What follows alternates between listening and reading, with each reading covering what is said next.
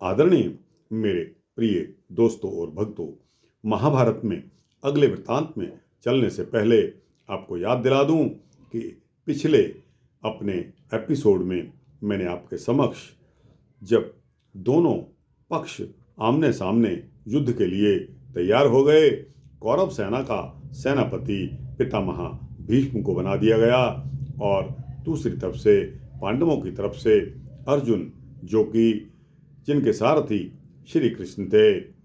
जब अर्जुन ने यह देखा कि सामने सारे मेरे घर के ही लोग हैं, अपना ब्लड रिलेशन में हैं, तो वह सोच में पड़ गए कि मैं किस पर तीर चलाऊं, कैसे युद्ध करूं।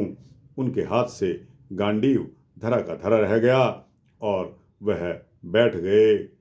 तब श्री कृष्ण ने भांप लिया कि अर्जुन का मन विचलित हो गया है, इसलिए उसको उपदेश देने के लिए वह रथ को बीच युद्ध में ले जाकर अर्जुन को उपदेश देने लगे।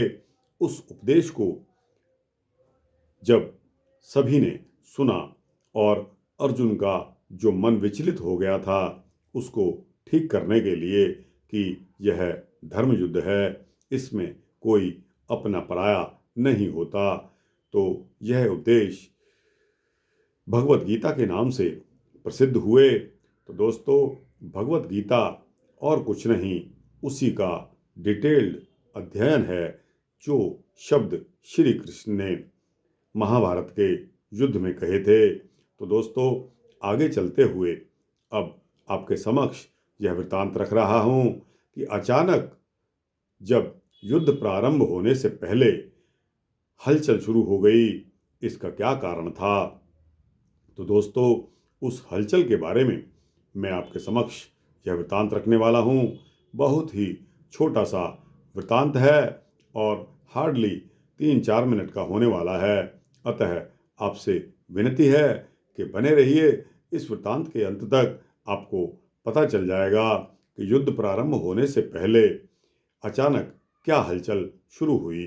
तो दोस्तों, आइए इस वृत्तांत को शुरू करते हैं।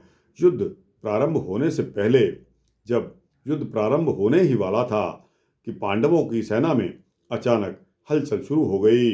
हलचल क्या हुई कि सबसे ज्येष्ठ पांडव यानी कि धर्मराज युधिष्ठिर अपने अस्त्र शस्त्रों को त्याग कर कौरवों की सेना की तरफ पैदल ही चल पड़े। सभी इसको देखकर हैरान थे कि आखिर धर्मराज के क्या हो गया है। युधिष्ठिर सीधे ही भीष्म पितामह के रथ के सामने आकर रुक गए और रथ पर चढ़े हुए भीष्म पितामह भी नीचे आए।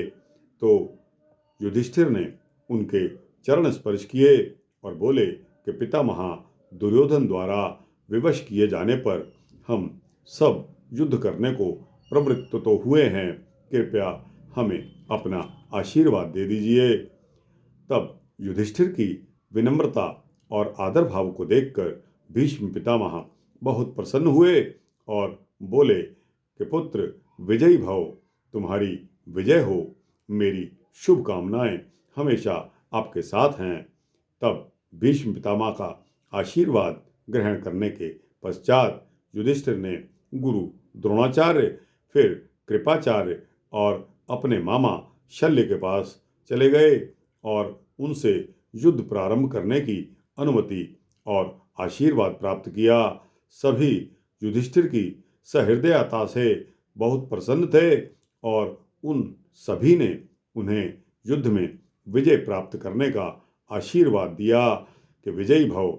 अपने स्वजनों से आशीर्वाद ग्रहण करके युधिष्ठिर बहुत ही प्रसन्नचित्त होकर अपनी सेना में वापस लौट आए और उनके लौटने के पश्चात युद्ध प्रारंभ हो सका।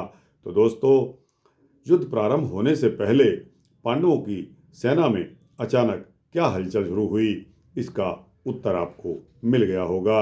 आपको यह वृत्तांत कैसा लगा?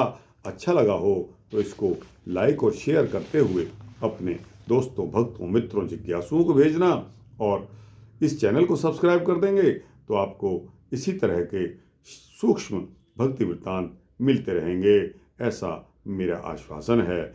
जय श्री राधे, जय श्री राधे कृष्णा।